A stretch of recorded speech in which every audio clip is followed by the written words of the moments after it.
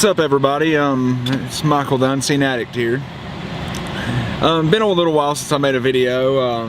Life just got in the way a little bit. Just started a new job, got a really good management job, so I'm pretty happy about that. I got Christmas and New Year's out of the way. Very happy about that. You know, no longer working for my family's business. You know, kind of took a toll on me mentally, financially, physically. It was pretty rough. And then I went to work for Amazon, not realizing that that job was going to be seasonal. So once Christmas was over, they decided not to keep any of the seasonal workers and left me jobless again. So it took me about 3 weeks or so, and I was able, thanks to my best friend, his name's LJ, which, you know, first name's not going to help you, but he was able to talk to an old boss of his when we were a manager at, when I was a manager at Budweiser. LJ left and went to work for another local beer distributor, and his manager there was able to get me a job at where he works now, which he's an operations manager now. I'm so thankful for this job. I absolutely love this job. It is exactly what I was doing at Budweiser, except it's not alcohol product, which I never had a problem with alcohol except when I was a teenager. I actually stopped drinking alcohol when I was old enough to drink alcohol.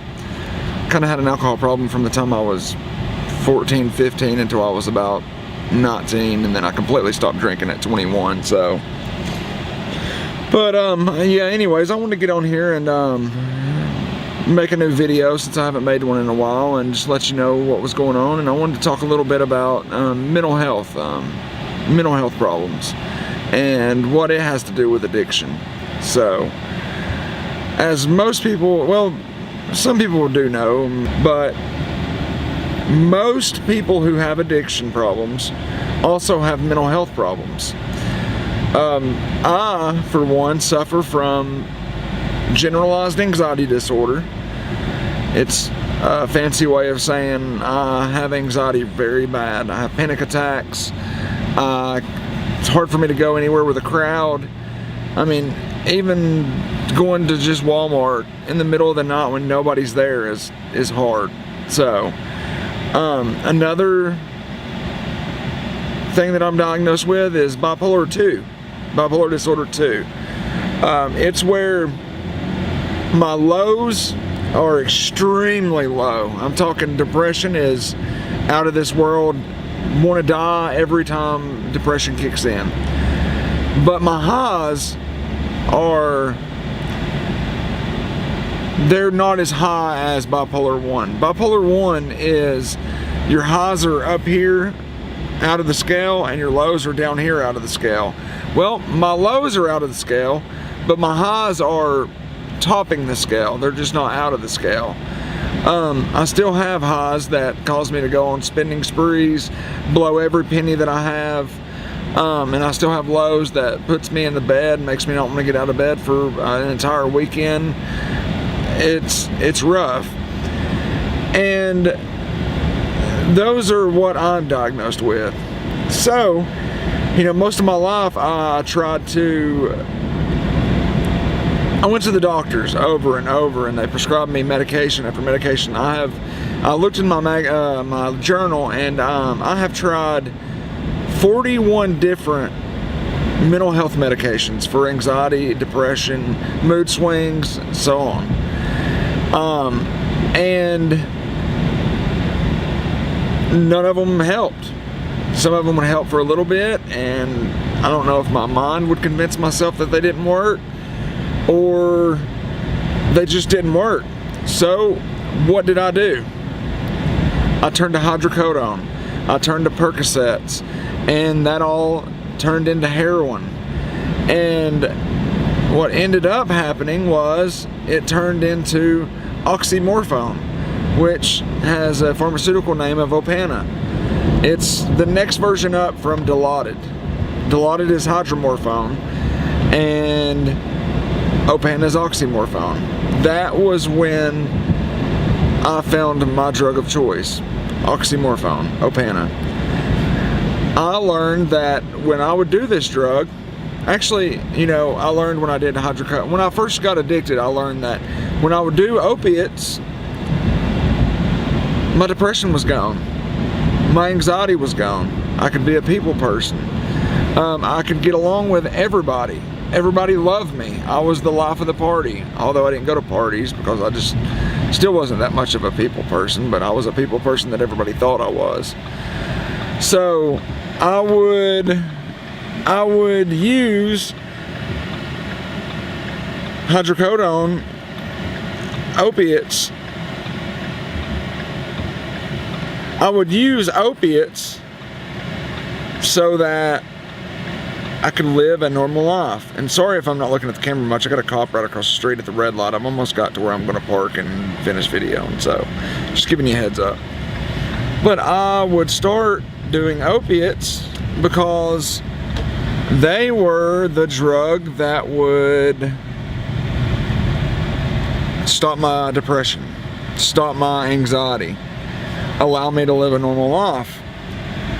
Well, not realizing that euphoria I was feeling that was causing me to live a normal life was not normal. And not only was I becoming physically dependent on it, my body was also losing its ability to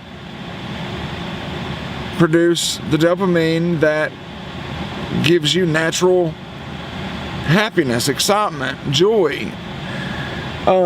So not only when I decided to quit did I suffer from physical withdrawal, I also suffered from mental withdrawal. And the mental ended up causing my depression and anxiety to absolutely go through the roof. It was terrible. Which the physical withdrawal, the cravings, the mental withdrawal, the everything put together into one is what caused me to choose methadone maintenance. Methadone maintenance saved my life. It has allowed me to live a normal life, to work a normal job. It has allowed me to have my family back, and when family I mean my wife and my son. Still working on my daughters and my mom and my dad. You know, that's another story. We'll get into that some other time. But not only has methadone helped keep me out of physical withdrawal, it has helped me mentally so much. I don't get high. I don't have euphoria. Yes, I still get depression, anxiety. That's just something I'm going to live with my entire life. But I cope with it a little bit better. And I have a good support system. You know, my wife and my wife's family, they're there for me. Not all of them understand addiction, but they're still there for me. But the whole thing of my video is mental health issues bring on addiction a lot, because someone who tries everything the entire life to stop the symptoms of their mental health, their anxiety, their depression, their schizophrenia, their bipolar disorder, you know, everything, they give up hope. And all it takes is either a friend saying, try this, it'll make the party better, or hurting yourself and going to I got staph infection on my arm, you know, and I actually, you know what, I'll even show it to you, my scar. This is where I fell into addiction. Let me show you.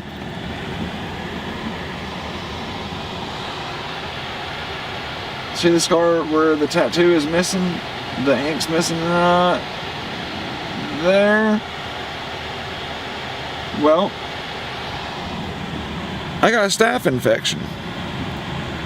And I went to my doctor, and my doctor had to cut it open, drain it, get it tested for MRSA, and then pack it. Well, I was in so much pain I couldn't even move my arm. So he had to prescribe me with hydrocodone. Well, I took it and realized, man, I'm working hard at work. I'm working 24-hour shifts and I'm knocking it out. Everybody loves me. Everybody's getting along with me. I'm just so happy. I get staph infection in the middle of my arm again. About 3 weeks later. I go back. It's worse than before. He cuts it open. He drains it. Writes me a prescription for hydrocodone, 10 milligrams this time, for another 2 weeks. Not his fault.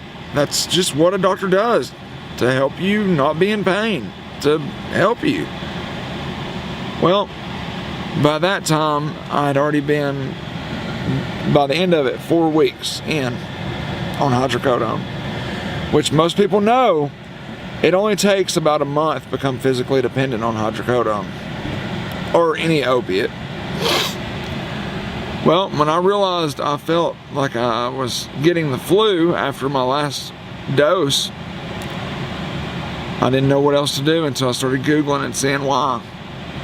So I called my maintenance guy at the time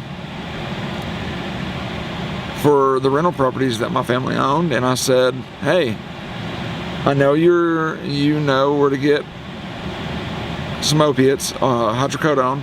Could you help me out? Of course, he jumped on it, but the deal was, I go get them for you, you have to give me some. So I was like, well, screw it, I just don't want to hurt it anymore. This shit is terrible.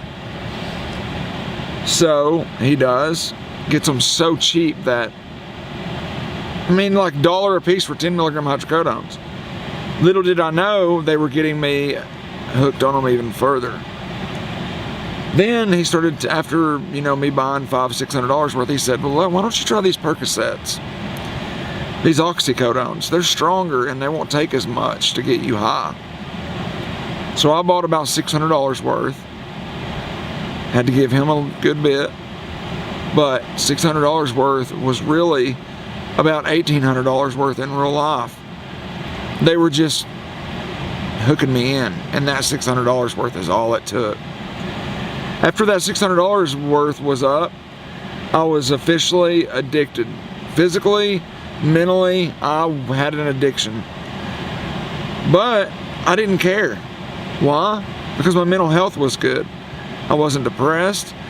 Me and my wife were getting along great. We were getting our new home ready.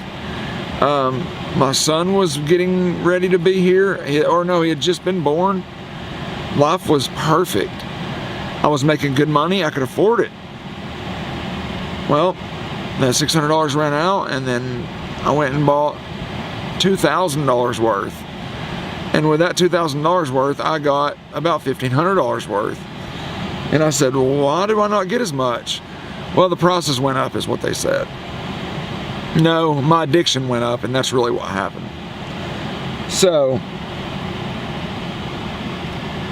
one thing led to another, and by the time it was over, my addiction was so bad I had a $450 a day habit, and my mental health was in the worst possible way it had ever been. I was spending 6 hours, 7 hours a day driving around trying to find drugs to not even get high anymore, just to be normal to where I could actually function and go to work. By the time I would get paid on Friday, my check would already be owed to 5 different people. But I just wanted to give you a little idea of, if you have family or friends that are suffering from depression or anxiety, reach out to them. They may always tell you to leave them alone, that they're fine, but it doesn't matter. Just say, hey, I'm here for you. If you need to talk, call me. Send them a text like that. You don't have to bug them 24 hours a day. Let them know, remind them, even if it is every morning that you do it. Please do it. I have suffered from suicidal thoughts since I was 11 years old. But you know what? I'm still here. One, because I have a good support system. Two, those simple texts that say, hey, I'm here for you. Yes, now I have no friends other than one that I eat at Hardee's with every morning. He's an old man, but I have a great wife and amazing children, and I no longer need drugs. I'll get into more detail about mental health and everything as the channel goes on. I'm just making little here and there videos, you know, just to make a base platform for my channel. But I just want to thank everybody for watching. Like I said, always come into the comments, leave me some advice. And I love you guys, just like family. See you.